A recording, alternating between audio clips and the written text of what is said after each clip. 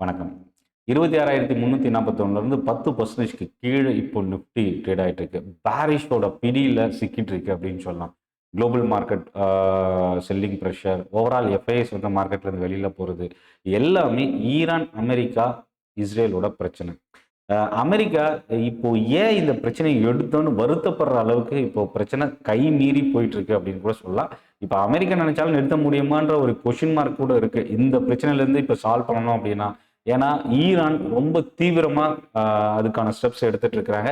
இப்போதைக்கு பேச்சுவார்த்தைக்கான எந்த ஒரு இல்லை இந்த பிரச்சனையை சால்வ் பண்றதுக்கான எந்த ஒரு எதிர்பார்ப்பும் இல்லாமலே போயிட்டு இருக்கு அப்படின்னு சொல்லலாம். ஸோ அடுத்து இன்னும் ஒரு 10 நாள் இந்த ஜியோ பொலிட்டிக்கல் டென்ஷன் கண்டினியூ ஆனால் என்ன ஆகும் அப்படின்னா, நேரடியான பாதிப்பு ஒவ்வொரு கண்ட்ரிக்கும் இருக்கும், including India. Already LPG shortage, இப்போ சிலிண்டர் ப்ளஸ் ஃபியூயல் ஷார்ட்டேஜ் வரதுக்கான எதிர்பார்ப்பு இருக்கு. ஸோ இதெல்லாமே அடுத்தடுத்த பிரச்சனை. பட் கவர்மெண்ட் அதுக்கான ஸ்டெப்பு தொடர்ந்து எடுத்துட்டு இருக்கிறாங்க. பட் இப்போ வரைக்குமே வந்து பப்ளிக் லெவலில் இந்த பேனிக் நம்ம பார்க்க முடியுது. பெட்ரோல் பங்க்ல இருக்கட்டும், இல்லை கமர்ஷியல் கேஸ் சிலிண்டர்ஸாக இருக்கட்டும். ஸோ இந்த எல்லா இடத்துலையுமே ஒரு பேனிக் வந்து நம்ம பார்க்க முடியுது. இது குளோபலாகவும் இருக்குது, இந்தியா மட்டும் இல்லை, அமெரிக்காலேயும் இந்த பிரச்சனை இருக்குது. ஸோ இப்போ இன்னைக்கு மார்க்கெட்டில் என்ன நடந்தது, இந்த 10 நாள் மேபி இன்னும் கண்டினியூ ஆனால் என்னென்ன பிரச்சனைலாம் வரப்போகுது, நிஃப்டியோட டெக்னிக்கல் என்ன சொல்லுது, எந்த செக்டார் இறங்கியிருக்கு, எந்த செக்டார் இன்னைக்கு பாசிட்டிவாக இருந்தது, இதுக்கப்புறம் என்னென்ன செக்டார்ஸ் நம்ம வாட்ச் பண்ணலான்றதை ஒன் பை ஒன்னாக பார்க்க போகிறோம். சென்னை ட்ரேடிங் அகாடமி தமிழில் ஸ்டாக் மார்க்கெட்டை லேர்ன் பண்ணுறதுக்கான ஒரு பெஸ்ட் யூடியூப் சேனல். சப்ஸ்கிரைப் பண்ணி வாட்ச் பண்ணுங்க. என்னோட டெலிகிராம் சேனல் லிங்க்கும் டிஸ்கிரிப்ஷனில் இருக்குது. ஸ்டாக் மார்க்கெட் நியூஸ் நீங்கள் ரிசீவ் பண்ணணும் அப்படின்னா நீங்கள் ரிஜிஸ்டர் பண்ணி ஜாயின் பண்ணிக்கங்க. மார்ச் 21 ஆப்ஷன் ட்ரேடிங்கான ட்ரைனிங் செஷன், ஒரு ஃப்ரீ ட்ரைனிங் சென்னை தாம்பரம்ல நடக்குது. காலையில் 11 மணிக்கு சனிக்கிழமை மார்ச் 21. அதுக்கான லிங்க்கும் டிஸ்கிரிப்ஷனில் இருந்து நீங்கள் கிளிக் பண்ணி ரெஜிஸ்டர் பண்ணிக்கங்க. ரொம்ப லிமிடெட் சீட்ஸ் தான் அவைலபிள் இருக்கு. இப்போ வீடியோக்குள்ளே போகலாம். இப்போ ஃபர்ஸ்ட் விஷயம் என்னன்னா, நிஃப்டியோட கீ லெவல் 24,300, 24,340 எல்லாமே உடைச்சு கீழே போயிடுச்சு. பட் ஆனால் இப்போ நம்ம கவனிக்கக்கூடிய ஒரு விஷயம் என்னன்னா, கோல்ட்மன் சாக்ஸ் நிஃப்டி அடுத்த 12 மாசத்துல 29,000 கடக்கும் அப்படின்னு கொடுத்துருக்குறாங்க. மேபி அந்த அளவுக்கு பவுன்ஸ் பேக் ஆகிறதுக்கான வாய்ப்பு என்னென்னலாம் இருக்கு அப்படின்னா, ஃபர்ஸ்ட் விஷயம், இந்த ஈரான், இஸ்ரேல், அமெரிக்காவோட போர் நிறுத்தும் போது மார்க்கெட் ஒரு பவுன்ஸ் பேக் ஆகும். ஒரு 1000 பாயிண்ட், 1500 பாயிண்ட் ரெக்கவர் ஆகிறதுக்கான சான்சஸ் இருக்கு. அப்படி நம்ம எடுத்துக்கிட்டா கூட இப்போ இருக்கிற 23,600 இல்லை 24 இருந்து எடுத்துக்கிட்டா கூட 25,500 அந்த ரேஞ்சுக்கு வரதுக்கான ஒரு வாய்ப்பு இருக்கு. அப்படி வரும்போது அங்கிருந்து இன்னும் மேபி 2027 மார்ச் வரைக்கும் நம்ம எடுத்துக்கிட்டா கூட மேபி இந்த டார்கெட்டுக்கான பாசிபிலிட்டி ஸ்டில் இருக்கு. பாசிட்டிவ் சென்டிமெண்ட் கண்டினியூ ஆனா, பட் அது நடக்குமா, அவங்க என்னென்ன ஃபேக்டர்ஸ் வச்சு இதை கொடுத்துருக்காங்க, அதை பத்தின டீடைல் இன்ஃபர்மேஷன் நமக்கு இல்லை. பட் கோல்ட்மன் சாக்ஸோட டார்கெட் 29,300 அடுத்த 12 மாசத்துக்கு கொடுத்துருக்காங்க. இல்ல ரெக்கவரி வந்து மார்க்கெட்ல வந்து பாத்தீங்கன்னா, ஏஷியன் பெயிண்ட், ரிலையன்ஸ் இதெல்லாமே இன்னைக்கு மார்னிங் செஷன்ல இருந்தது. இல்ல பவர் எனர்ஜி செக்டார்ல ஒரு ஸ்ட்ராங்கான பவுன்ஸ் பேக் இருந்தது. இப்ப ஈரானோட இஷ்யூஸ்க்கு வரலாம். நியூக்ளியர் கேப்பபிள் ஸ்ட்ரைக் வந்து இஸ்ரேலுக்கு அகேன்ஸ்டா ஈரான் ஸ்டார்ட் பண்ணியிருக்கிறதுக்கான ஒரு நியூஸ் வந்திருக்கு. இதுதான் மார்க்கெட் இன்னும் இந்த ஜியோ பொலிட்டிக்கல் டென்ஷனோட பிரச்சனை இன்னும் அதிகரிச்சிருக்கிறதுக்கான ஒரு காரணமா இருக்கு. ரொம்ப முக்கியமாக சொல்லணும்னா, துபாய் ஹோட்டல்ஸோட ப்ரைஸ்லாம் பார்த்தீங்கன்னா கிட்டத்தட்ட 40 to 70% கிட்ட ப்ரைஸ் வந்து ட்ராப் ஆயிருக்கு. 2 லட்ச ரூபா, 1 லட்ச ரூபா ஹோட்டல் பர் டே வந்து பார்த்தீங்கன்னா இப்போ 20,000, 25,000க்கு ப்ரைஸ் வந்து ட்ராப் ஆயிருக்கு. அந்த அளவுக்கு டூரிசம் செக்டாரா பெரிய பாதிப்பை ஏற்படுத்தியிருக்கு. இந்த Jio political tension hotel, tourism இந்த செக்டாருக்கெல்லாம் ஒரு பெரிய நெகட்டிவ் அப்படின்னு சொல்லலாம். இப்போ அடுத்த வரலாம். இந்தியா வந்து இந்த ஃபியூயல் ஷார்ட்டேஜ், கேஸோட இந்த ஷார்ட்டேஜ் ப்ராப்ளத்தை சால்வ் பண்ணுறதுக்கு ஈரானோட பேச்சுவார்த்தை நடத்திட்டு இருக்கிறாங்க. கிட்டத்தட்ட 20 டேங்கர்ஸ் வந்து பார்த்தீங்கன்னா இந்த ஹார்மஸ் கடல் வழி பகுதியாக கடந்து சரக்கு எடுத்துட்டு வர்றதுக்கு, இந்த க்ரூட் ஆயில், ஃபியூயல்ஸு, எல்பிஜி கேஸ் இதெல்லாம் எடுத்துட்டு வர்றதுக்கு ஈரானோட டிஸ்கஸ் பண்ணிட்டு இருக்கிறதுக்கான ஒரு நியூஸ் வருது. மேபி இதில் இம்ப்ரூவ்மெண்ட் ஏதாவது வந்தால் இந்தியன் மார்க்கெட்டுக்கு இது ஒரு பெரிய பவுன்ஸ் பேக்குக்கான ரீசனாக இருக்கும். அது மேபி வெள்ளிக்கிழமையோ இல்லை அகைன் திங்கக்கிழமையோ நடக்கிறதுக்கான சான்சஸ் இருக்கு. ரெண்டாவது, இது மறுக்கப்பட்டா என்ன நடக்கும்? ஏற்கனவே சைனா வந்து ஃபியூயலை வந்து அவங்க ஷிப்பில் வந்து அவங்க மூவ் பண்ணியிருக்கிறாங்க. ஏன்னா ஏற்கனவே சைனா ஈரானுக்கான சப்போர்ட்டிவ் மெஷரில் ஏற்கனவே அவங்க பேசியிருக்கிறாங்க. மேபி இது அவங்க தெரிஞ்சு எடுத்துகிட்டு ரேடார் எல்லாம் ஆஃப் பண்ணிட்டு எடுத்துகிட்டு போனாங்கன்னு ஒரு பக்கம் நியூஸ் இருக்குது. இன்னொரு பக்கம் ஈரோனோட சப்போர்ட்டில் எடுத்துகிட்டு போயிருக்காங்கன்ற ஒரு நியூஸ் இருக்குது. பட் இது எந்த அளவுக்கு உண்மை அப்படின்றது தெரியல. இப்போ இந்தியாவோட டிஸ்கஷன் அனுமதிக்கப்பட்ட oil marketing companies, oil refinery stocks, gas stocks இது எல்லாமே ஒரு பவுன்ஸ் பேக்கான சான்சஸ் இருக்குது.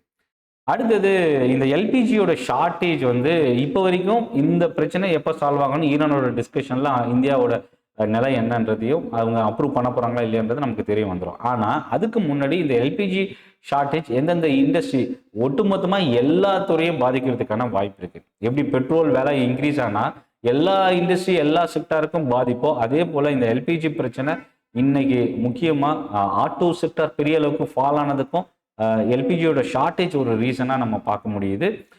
அது மட்டும் இல்லாமல் ஆல்டர்னேட்டிவ் எனர்ஜிக்கான ஸ்டெப்ஸ் கவர்மெண்ட் எடுத்திருக்கிறாங்க. இல்லை அதாவது சோலார் விண்ட் எனர்ஜி மூலயமா 1 ஜிகாவாட் பவர் ப்ரொடியூஸ் பண்ணுறதுக்கான அடுத்த கட்ட ஸ்டெப் எடுத்துகிட்டு இருக்கிறாங்க அப்படின்ற ஒரு நியூஸ் நம்ம பார்க்க முடியுது ஆஃப் ஷோர் விண்ட் எனர்ஜி மூலயமா. ஸோ அப்போ இந்த ரிலேட்டட் ஸ்டாக்ஸுக்கு வந்து நம்ம நியர் டேர்மில் கவனிக்கலாம். அடுத்தது இன்னொரு அனௌன்ஸ்மெண்ட் கவர்மெண்ட்டில் வந்து பார்த்தீங்கன்னா செமிகண்டக்டர் இதில் வந்து பார்த்தீங்கன்னா $11 பில்லியன் அளவுக்கான ஃபண்டு வந்து லோக்கல் சிப் மேக்கிங்காக கவர்மெண்ட் சப்போர்ட் பண்ண போகிறதா ஒரு நியூஸ் வந்திருக்கு. இது ஒரு இம்பார்ட்டன்ட் ரீசன். முக்கியமாக டிக்சன், ஆம்பர் இந்த மாதிரி electronic chip makers, SCL technology இந்த மாதிரி ஒரு சில ஐடி ஹார்ட்வேர் செமிகண்டக்டர் இண்டஸ்ட்ரியில் இருக்கிற ஸ்டாக்ஸ் நம்ம கவனிக்கலாம். அடுத்தது கிரீன் எனர்ஜி காரிடோர் கிட்டத்தட்ட ஃபேஸ் 3 பிளான் வந்து பார்த்தீங்கன்னா கவர்மெண்ட் எடுத்துருக்கிறதுக்கான ஒரு ஸ்டெப் கொடுத்துருக்காங்க. இன்னொரு 2 monthsல அதுக்கான அனௌன்ஸ்மெண்ட் வரும்னு மென்ஷன் பண்ணியிருக்கிறாங்க. இதை தாண்டி இன்னொரு விஷயம் என்னன்னா இன்சூரன்ஸ் செக்மெண்ட், இன்சூரன்ஸ் கம்பெனிஸோட சிஇஓட ரெகுலேட்டரோட மீட்டிங் இருக்கு மார்ச் 17 மேபி இது வந்து என்னோட எக்ஸ்பெக்டேஷன் செவ்வாயில், அடுத்த வாரம் செவ்வாயில் புதன்ல அனௌன்ஸ்மெண்ட் வர்றதுக்கான வாய்ப்பு இருக்கு. இப்போ energy and power sector increase ஆனதுக்கு காரணம் என்ன? கிட்டத்தட்ட அதுக்கு முன்னாடி என்னென்ன ஸ்டாக்ஸ் இன்க்ரீஸ் ஆயிருக்குன்னு பார்க்கலாம். என்டிபிசி கிரீன் இந்த ஸ்டாக் ரீசெண்டாக ஸ்டாக் மார்க்கெட்டில் வந்த கம்பெனி கிட்டத்தட்ட 15% இன்னைக்கு ஒரே நாளில் இன்க்ரீஸ் ஆயிருக்கு. அதுக்கு அடுத்தபடியாக JSW energy, Adani power, டோரன் power, Tata power, CESC, BHEL, டோரன் இந்த ஸ்டாக்ஸ் எல்லாம் இன்னைக்கு ஒரு ஸ்ட்ராங்கான பவுன்ஸ் பேக் இருந்தது. இல்லை டிமாண்ட், பவர் டிமாண்ட் வந்து அதிகமாகிறது ஃபர்ஸ்ட் ரீசன். ஏன்னா சம்மரில் வந்து பவரோட கன்சம்ஷன் அதிகமாகும், முக்கியமாக இந்தியா. ஏன்னா last year record high power demand government announce பண்ணியிருந்தாங்க.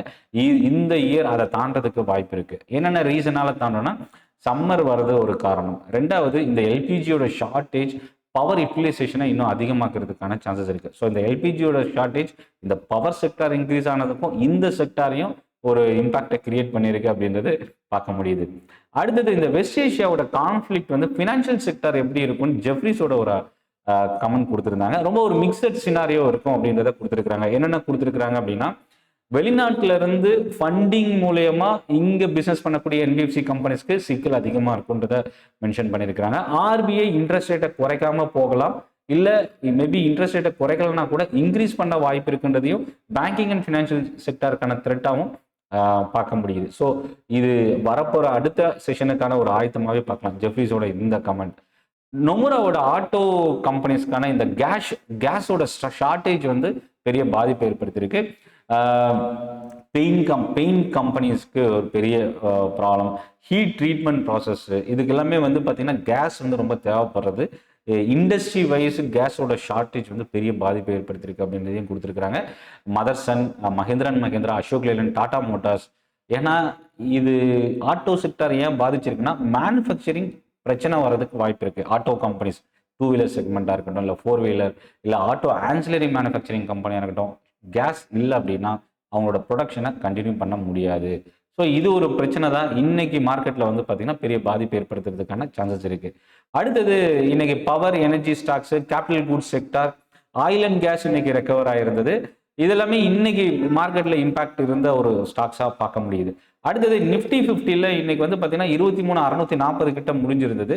நிஃப்டியில் இன்னைக்கு மிட் அண்ட் ஸ்மால் கேப் பெரிய அளவுக்கு இன்னைக்கு ஃபால் ஆகல. ஆனால் லார்ஜ் கேப் பேங்க் ஸ்டாக்ஸ்ல இன்னைக்கு அதிகமான ஃபால் இருந்தது. அதில் இன்னொரு பக்கம் ரியல்டி ஸ்டாக்ஸில் செல்லிங் ப்ரெஷர், எஃப்எம்சிஜி ஸ்டாக்ஸில் இன்னைக்கு ரொம்ப செல்லிங் ப்ரெஷர் இன்னைக்கு அதிகமாக இருந்தது. 40 ஸ்டாக் இன்னைக்கு டவுனில் க்ளோஸ் ஆயிருக்கு நிஃப்டி 50ல. Coal India, NTPC, power grid இந்த 3 ஸ்டாக் தான் இன்னைக்கு டாப் கெய்னர் நிஃப்டி 50ல. ஸோ அது ஒரு பெரிய ப்ளஸ்ஸாகவும் பார்க்கலாம். அடுத்தது இதில் இன்னைக்கு அதிகமாக ஃபால் ஆனதுன்னா Mahindra and Mahindra, Eicher motor, Maruti. ஒரு பக்கம் energy power manufacturing companies top gainer, இன்னொரு பக்கம் ஆட்டோ செக்டர் ஃபுல்லாகவே செல்லிங் ப்ரெஷர். இதில் இன்னொரு ஸ்டாக் நம்ம கவனிக்க வேண்டியது பஜாஜ் ஃபினான்ஸ். ப்ரொமோட்டர் பையிங்னு ஒரு நியூஸ் வந்தது. அதுக்கப்புறம் பார்த்தீங்கன்னா இந்த ஸ்டாக் தொடர்ந்து கண்டினியூஸாக இறங்கிட்டு இருக்கு. மேபி 3% மேலே பஜாஜ் ஃபினான்ஸ் ஃபால் ஆயிருக்கு. கன்சூமர் ஃபினான்ஸ் இண்டஸ்ட்ரியில் இருக்கக்கூடிய இந்த கம்பெனி ஃபால் ஆனதுக்கு இன்ஃப்ளேஷன் இன்க்ரீஸ் ஆகணும் ஒரு பிரச்சனை, ஜியோ பொலிட்டிக்கல் டென்ஷன், இதெல்லாமே பெரிய பாதிப்பை ஏற்படுத்தியிருக்கு. இன்னும் அடுத்தடுத்த கன்சூமர் ஃபினான்ஸில் இருக்கக்கூடிய கம்பெனிஸ்க்கும் இது ஒரு நெகட்டிவ் இம்பாக்டை நம்ம பார்க்கலாம். பிரைவேட் செக்டர் பேங்க்ல 2 ஸ்டாக்கை தவிர்த்து மற்ற எல்லா ஸ்டாக்குமே இன்னைக்கு ஃபால் ஆயிருக்கு. இல்லை இன்னொரு விஷயம் நம்ம கவனிக்க வேண்டியதுன்னா செக்டார்ல 3 செக்டார் இன்னைக்கு பாசிட்டிவா இருந்தது. ஆனால் பெரிய அளவுக்கு இல்லை, 0.2 0.3%. ஒன்று மீடியா, இன்னொன்று மெட்டல் இண்டெக்ஸ். இந்த 2 இண்டெக்ஸ் ரொம்ப ஸ்ட்ராங்காக இருந்தது. ஆனால் ஆயில் அண்ட் கேஸ் தான் இன்னைக்கு டாப் கெய்னர்ல லீட் பண்ணியிருக்கு. அதிகமான fall auto sector, as usual நான் ஆல்ரெடி சொன்ன மாதிரி. ஸோ வரப்போகிற அடுத்த செஷனும் ஒரு வீக் சென்டிமெண்ட் இருக்கும். மேபி ஒரு பாசிட்டிவ் நியூஸ் ஏதாவது இம்ப்ரூவ்மெண்ட் இந்த ஜியோ பொலிட்டிக்கல் டென்ஷன்ல இருந்து வந்தால் மட்டுமே மார்க்கெட் ரெக்கவரிக்கான வாய்ப்பு இருக்குது. பட் டொமஸ்டிக் நியூஸில் கவர்மெண்ட் ஏதாவது பாசிட்டிவ் நியூஸ் கொடுக்கும்போது மேபி இந்த ஈரானோட டிஸ்கஷன் பாசிட்டிவ் இம்ப்ரூவ்மெண்ட் வந்ததுன்னா இந்த ஆயில் பிரச்சனை, தட்டுப்பாடு, கேஸோட ஷார்டேஜ், இது எல்லாமே அட்லீஸ்ட் இந்த இண்டஸ்ட்ரியை ரெக்கவர் பண்ணுறதுக்கு ஹெல்ப் பண்ணியிருக்கும் அப்படின்னு சொல்லலாம். சென்னை ட்ரேடிங் அகாடமி சப்ஸ்கிரைப் பண்ணி வாட்ச் பண்ணுங்கள். ஸ்டாக் மார்க்கெட் நியூஸ் அப்டேட்ஸ் எல்லாமே நீங்கள் ரிசீவ் பண்ணலாம். 21 பிப்ரவரி சனிக்கிழமை காலையில் 11 மணிக்கு ஆப்ஷன் ட்ரேடிங்கான ட்ரைனிங் செஷன் இருக்குது. இந்த செஷனுக்கான லிங்க் டிஸ்கிரிப்ஷனில் இருக்குது. இது ஒரு ஃப்ரீ ட்ரைனிங் செஷன். நீங்கள் ரெஜிஸ்டர் பண்ணி ஜாயின் பண்ணிக்கங்க. உங்களோட கேள்வி, உங்களோட டவுட் எல்லாமே நீங்கள் என்னோட செஷனில் டைரெக்டாக நீங்கள் கேட்கலாம். நன்றி, வணக்கம்.